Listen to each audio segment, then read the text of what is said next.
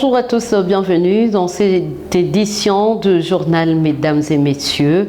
À la une, des informations sur le plan économique. C'est un véritable ouf de soulagement pour la population de Goma, longtemps paralysée par la guerre. Les routes Saké, Massissi et Walikale seront désormais de nouveau praticables en toute sécurité grâce au lancement officiel de travaux de réhabilitation par l'administration du Nord Kivu sous contrôle du M23.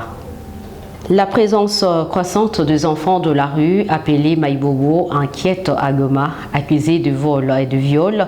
Ils sont devenus un facteur d'insécurité. La bourgmestre de la commune de Goma, sous l'AFC, Hélène Moukadissi, lance un appel. Tout parent doit récupérer son enfant. La rue n'a jamais mis au monde. Suivez ses commentaires. La crise sécuritaire à Goma prend désormais un tour particulièrement tragique avec l'essor de Maïbobo, ces enfants de la rue devenus acteurs d'une insécurité sournoise et imprévisible. Vol à l'arraché, cambriolage et plus atroce encore, viol collectif leur sont aujourd'hui attribués, jetant la population dans une angoisse diffuse qui tutoie le désespoir. Ces mineurs errants, délaissés par un environnement familial et social défaillant, ont trouvé dans la délinquance un moyen de survivre, hélas aussi de terroriser. Le témoignage afflue, commerce pillé en plein jour, habitations fouillées à l'heure du dîner, jeunes femmes agressées sur les artères du centre-ville. Face à ces fléaux, Hélène Moukadissi, bourgmestre de la commune de Goma, tire la sonnette d'alarme. Tout parent doit récupérer son enfant. La rue n'a jamais mis au monde. Sans une prise en charge globale et coordonnée, c'est tout Goma qui risque de basculer dans une insécurité plus grave encore, où la violence de plus faible devient le symptôme d'un échec collectif. La criminalité bat son plein à Goma, où les actes de violence et de pillage deviennent quasi quotidiens. Dans la nuit du 2 mai 2025, le quartier Ndosho a été la cible d'une nouvelle attaque de bandits armés, illustrant l'insécurité grandissante qui ronge la ville malgré la recrudescence de la justice populaire. La ville de Goma, chef-lieu de la province du Nord Kivu, semble désormais livrée à elle-même. La criminalité s'y installe comme une réalité ordinaire presque tolérée. Meurtres nocturnes, vols à main armée, pillages à répétition. Chaque jour, le silence des autorités intrigue. Dans la nuit du jeudi 1er à ce vendredi 2 mai 2025, c'est le quartier Ndosho qui a une fois de plus payé le prix de cette insécurité grandissante. Plusieurs maisons ont été la cible des bandits lourdement armés, opérant avec une audace déconcertante. Plus inquiétant encore, ces criminels n'attendent plus la tombée de la nuit pour s'aimer la terreur. Certains opèrent désormais en plein jour, défiant ouvertement les forces de l'ordre. Et pourtant, la police est là, présente mais silencieuse. L'armée elle aussi est dans la ville.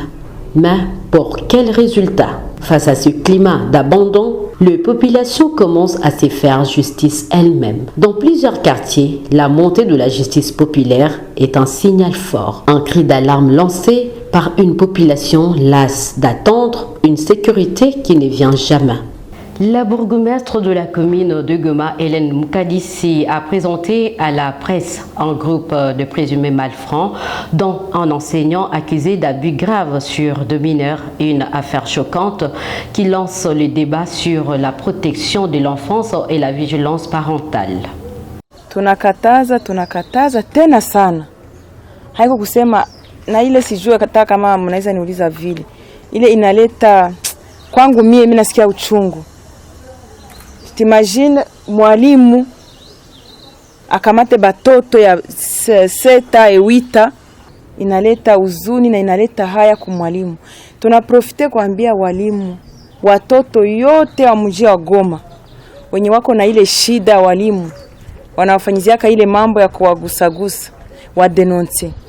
Wakwe naambia bazazi yabo, baambie ba responsable ya masomo, baambie hata sisi watuzogereo kama naogopa kuambia mwalimu au responsable au muzazi akwe kwangu niko jeune niko mkubwa wabo, bakwe batuambia hii tumepata ku primaire, mimi nawaza ku secondaire kuko zile makaza mingi za kutosha na wanaogopaka kusema, jua akasema bakajua batanifukuza, sijue batanifunga, ndapata haya, akakuya kutuambia si hatutamtia ku mitandao.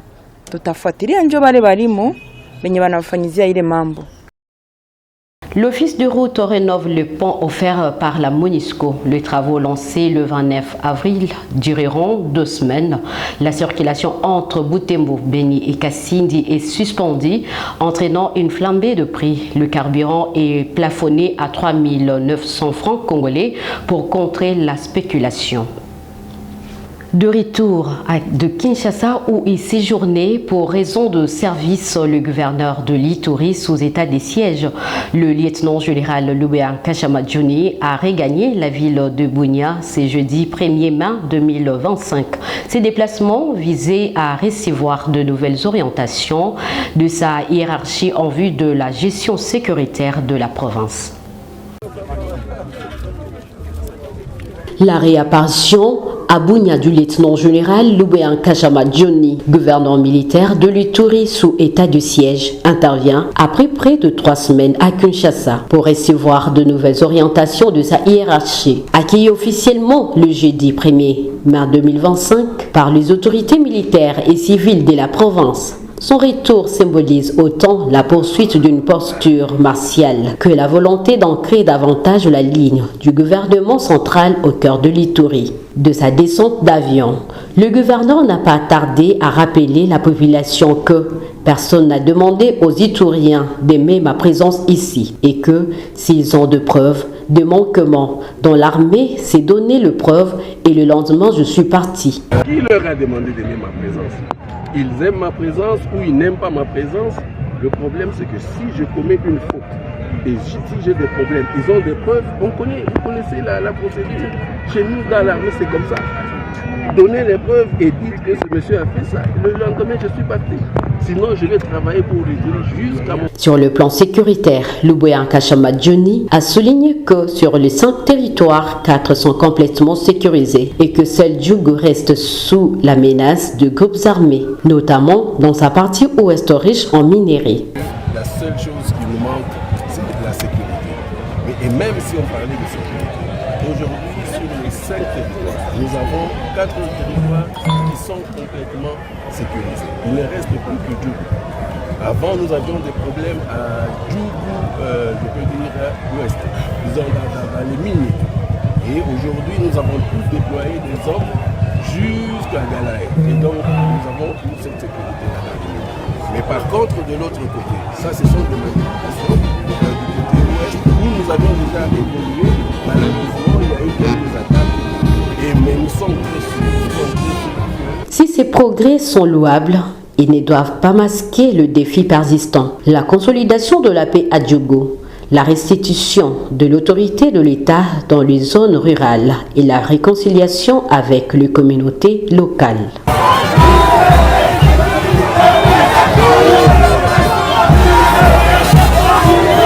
Nous sommes à Kinshasa. La mairie a démoli ce matin l'espace Bibwala à Bon Marché, Barumbu, érigé sur un site réservé à un projet d'infrastructure.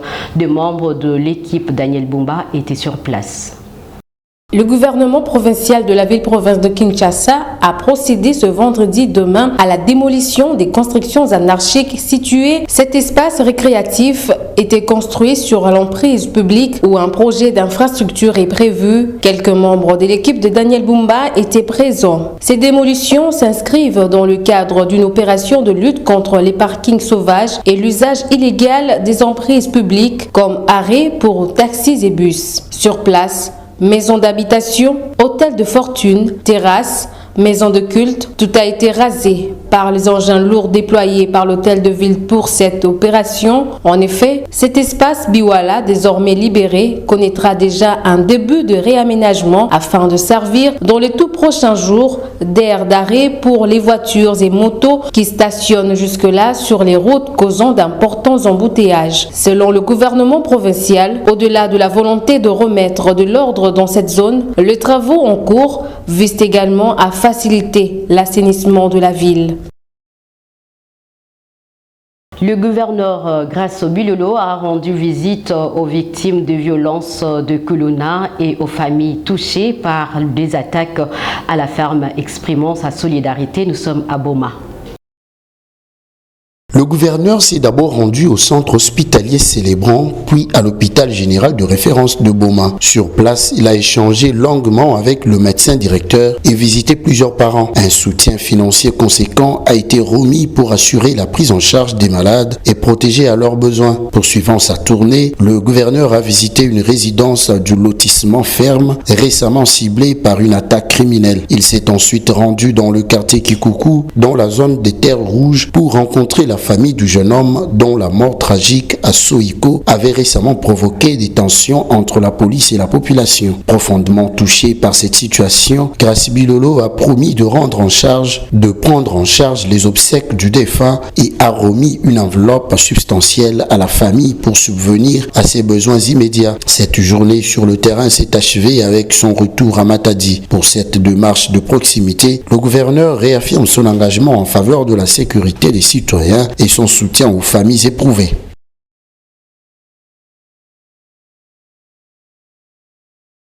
Le vice-premier ministre Chabani Luko renforce le dialogue dans les provinces du Maniema, Sankuru, Mongala et Kasaï oriental. Il a donné des orientations aux responsables locaux pour apaiser les tensions conformément à la vision du président Félix-Antoine Tshisekedi.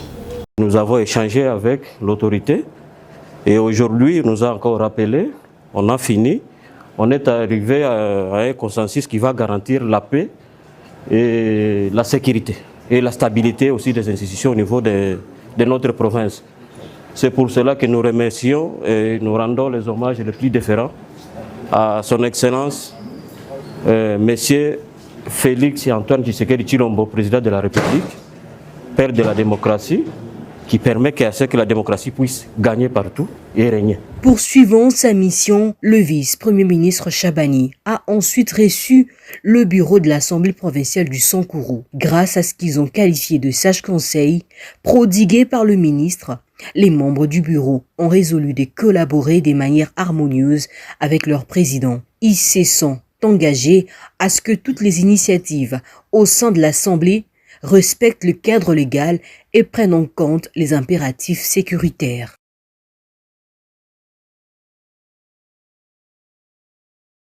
Nous avons eu un premier entretien avec Excellence. Il s'est ensuivi du deuxième entretien dans lequel il y a eu des clauses. Et donc, Excellence, Monsieur le ministre de l'Intérieur nous a demandé de rentrer chez nous au Sankuru et continuer avec les démarches en cours, mais tout en préservant bien évidemment la sécurité. Dans le même esprit, les représentants des provinces de la Mongala et du Kasaï oriental ont été sensibilisés par le vice-premier ministre Chabani à l'importance cruciale de la stabilité institutionnelle. Ce dernier a insisté sur la nécessité de mettre de côté les querelles politiques pour privilégier l'intérêt supérieur des provinces.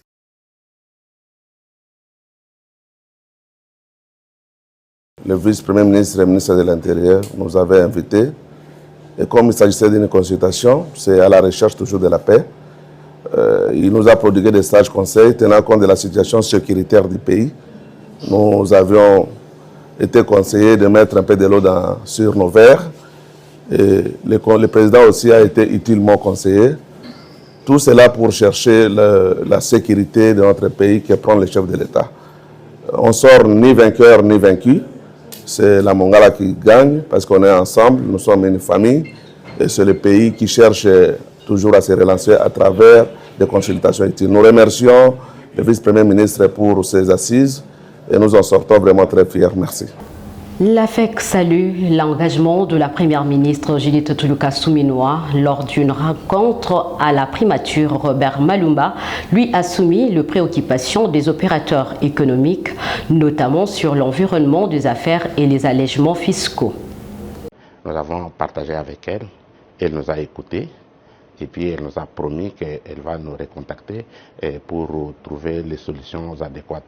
Étant donné que les points qu'on avait amenés étaient trop nombreux. Il faut du temps pour qu'elle étudie aussi avec son cabinet et puis faire appel à nous pour nous proposer des pistes de solutions des problèmes que nous avons dans le secteur privé, particulièrement sur le climat des affaires.